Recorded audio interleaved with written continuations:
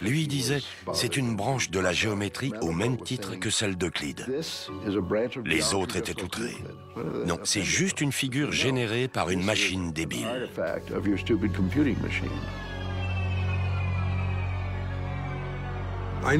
Je sais que pour certains, les fractales donnent de jolis dessins, mais ne servent absolument à rien et sont ridicules. En 1982, Mandelbrot répond aux critiques en publiant un autre ouvrage, La géométrie fractale de la nature. On y trouve de nombreux exemples d'applications scientifiques de sa théorie. Il affirme pouvoir mesurer avec précision des formes naturelles et effectuer des calculs capables d'étudier des formations diverses comme les traces d'assèchement des fleuves ou le mouvement des nuages. Tout à coup, le domaine des systèmes vivants et en mouvement, qu'on considérait comme n'étant pas du ressort des mathématiques, et encore moins de la géométrie, était au cœur de toutes les préoccupations. C'est le livre de Mandelbrot qui nous a convaincus que les fractales n'étaient pas que des petits dessins, mais une science à part entière.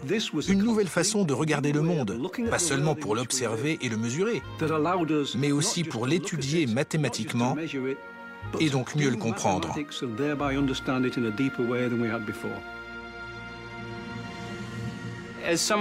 Moi qui travaille sur les fractales depuis 20 ans, je ne vais pas vous dire que c'est un truc cool. Non, c'est surtout un truc utile. Dans les années 1990, un radioastronome originaire de Boston, Nathan Cohen, s'appuie sur les fractales pour réaliser une avancée technologique dans le domaine de la communication électronique. Il est radioamateur, mais son propriétaire refuse qu'il installe des antennes sur le bâtiment. J'étais à une conférence d'astronomie en Hongrie et Mandelbrot a fait une intervention sur les structures à grande échelle de l'univers et sur l'utilité des fractales pour les comprendre. Ça a épaté tous les chercheurs présents.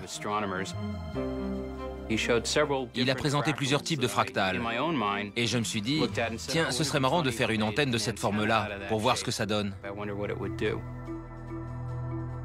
Nathan Cohen commence par fabriquer une antenne en forme de flocon de coque.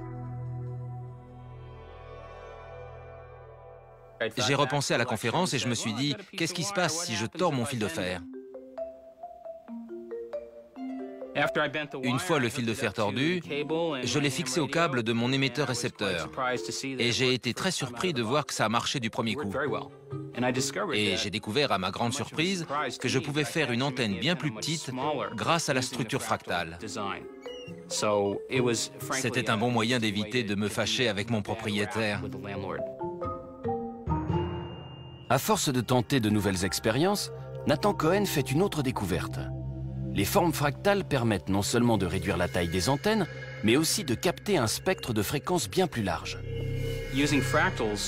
Grâce aux fractales, j'ai fini par avoir une réception très large bande. Là, je me suis demandé comment ça se fait. Pourquoi seules les fractales permettraient-elles d'accéder à ces fréquences? Ce travail a abouti à un théorème mathématique qui démontre que si on veut capter un très large spectre de fréquences, l'antenne doit avoir une structure autosimilaire et fractale. Et c'est une condition sine qua non. On n'avait pas trouvé juste une façon de faire parmi d'autres. Non, on pouvait démontrer que c'était le seul et unique moyen de capter ces fréquences. Nathan Cohen fait cette découverte à une époque où les entreprises de téléphonie mobile se heurtent à une difficulté. Elles veulent offrir de nouvelles fonctionnalités à leur clientèle, comme la technologie Bluetooth, le mode Talkie-Walkie et la connexion Wi-Fi, mais chacune d'elles nécessite une bande de fréquences différente. Il fallait pouvoir capter plusieurs fréquences sans avoir 10 antennes qui sortaient du téléphone. Bien sûr, on aurait pu fabriquer un téléphone portable qui ressemble à un porc-épic, mais ça n'aurait pas été très vendeur. Aujourd'hui, les antennes fractales sont utilisées dans des dizaines de millions de téléphones portables et autres outils de communication sans fil, partout dans le monde. D'ici 15 à 20 ans, on s'apercevra que les fractales sont le seul moyen de réduire le coût et la taille des antennes nécessaires à nos besoins en télécommunication.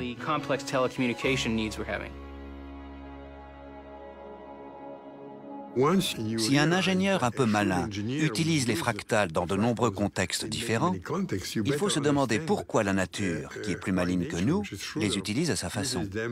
Elles sont omniprésentes en biologie. Ce sont des schémas que la nature reproduit sans cesse au fil de l'évolution. Le rythme cardiaque en est un exemple frappant, comme nous l'explique Harry Goldberger, un cardiologue originaire de Boston.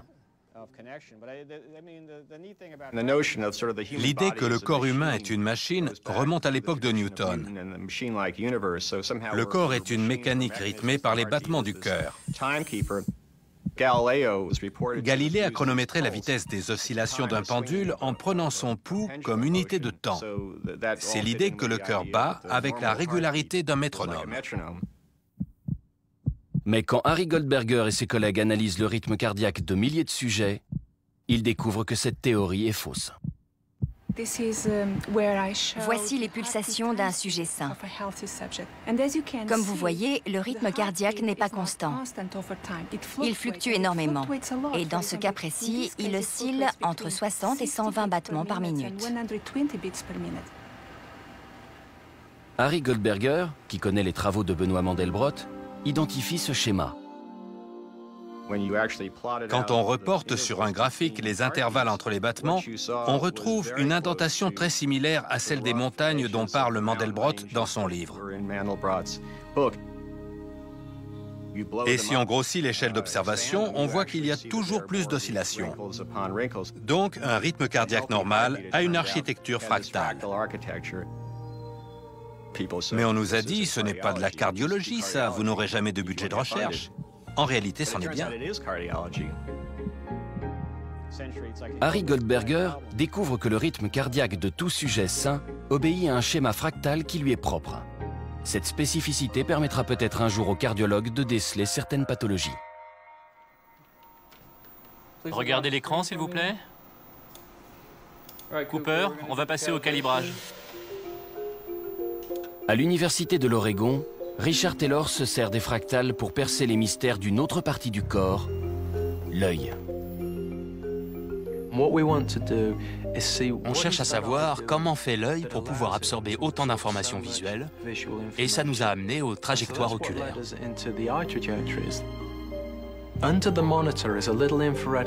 Sous l'écran, il y a une petite caméra infrarouge qui enregistre la position du regard et la reporte sur un diagramme. On obtient une trajectoire des points fixés par l'œil. C'est intéressant ce schéma. L'ordinateur sort ensuite un tracé qui comporte différentes petites structures oscillatoires. Quand on zoome sur ces oscillations, la dimension fractale apparaît nettement. L'expérience montre que l'œil ne regarde pas toujours les choses de manière ordonnée et linéaire. Si la science parvient à mieux comprendre les mécanismes de perception visuelle, certains objets du quotidien pourront être améliorés en termes de lisibilité ou de sécurité. Quand on regarde un feu tricolore, autour il y a la circulation, les piétons. L'œil regarde partout pour évaluer cette situation complexe. Les constructeurs d'avions conçoivent des cockpits avec plusieurs rangées de cadrans et de chiffres. Mais si notre œil passe de l'un à l'autre en suivant un schéma fractal, ce n'est peut-être pas une bonne idée qu'ils soient tous alignés. On cherche à comprendre la façon dont, naturellement, l'œil assimile l'information. Est-ce qu'elle s'apparente à d'autres processus inconscients, comme le mouvement du corps ? Quand on se tient en équilibre, qu'est-ce qu'on fait en réalité?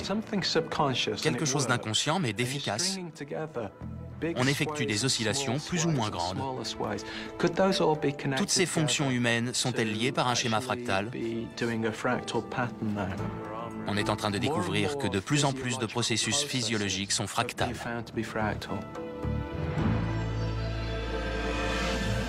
La communauté scientifique est loin de reconnaître unanimement le potentiel de la géométrie fractale dans les progrès de la recherche.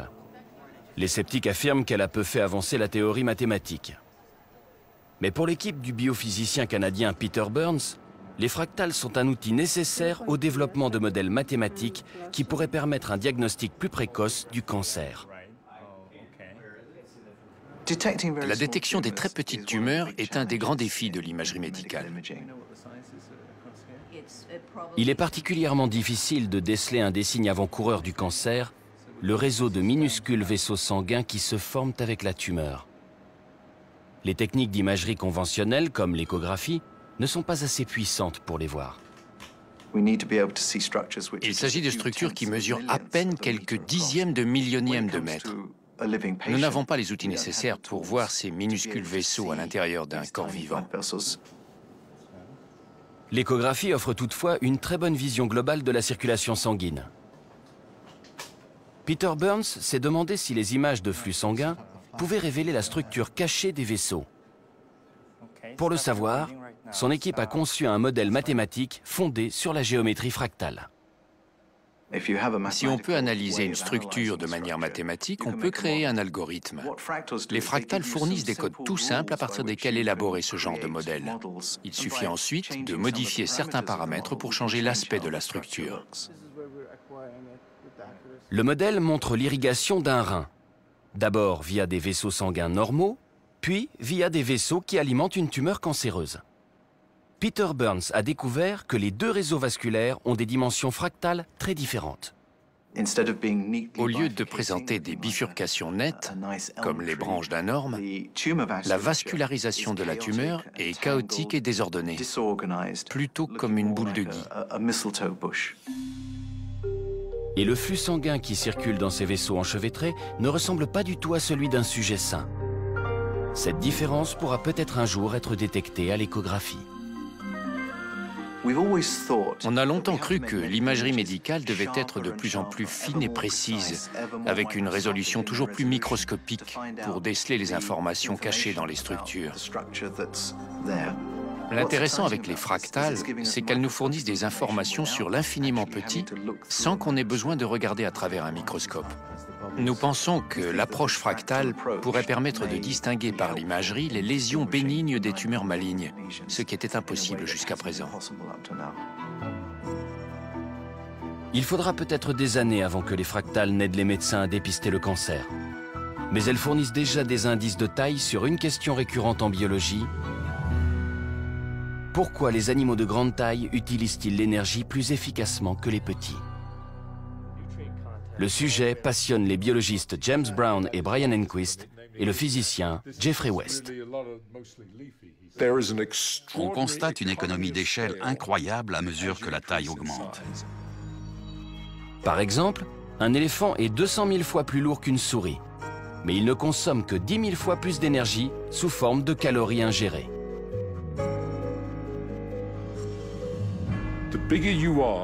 Plus la masse augmente et plus la quantité d'énergie requise par gramme de tissu baisse.